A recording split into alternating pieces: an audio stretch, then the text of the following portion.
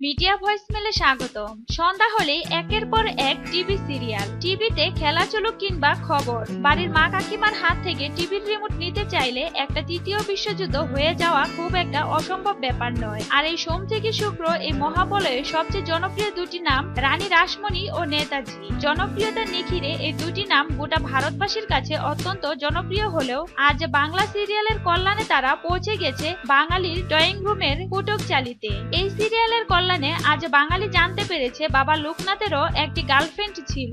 জনপ্রিয় দুই মহামানব নেতাজি সুভাষচন্দ্র বোস এবং রানী রাসমণিকে নিয়ে চলা প্রতিদিনের চিত্রনাট্যে ইতিহাসকে বিকৃত করার চেষ্টা হচ্ছে, এমনটাই অভিযোগ উঠেছে তাদের পরিবারের তরফে। রানীর পরিবারের সদস্য চন্ডিমা দাস সোশ্যাল মিডিয়ায় লেখেন, সিরিয়ালের টিআরপি বাড়ানোর জন্য অনেক উপাদান রয়েছে, কিন্তু তারপরেও কেন ইতিহাসটাকে বিকৃত করা হচ্ছে বুঝি না। এটা অত্যন্ত কুরুচিকর। উদাহরণ হিসেবে তিনি বলেছেন, শ্রী রামকৃষ্ণের জন্ম হয় বাবু রাজচন্দ্র দাসের মৃত্যুর 6 বছর পর, অথচ সিরিয়ালে এই দুই ঘটনাকে একসাথে দেখানো হচ্ছে।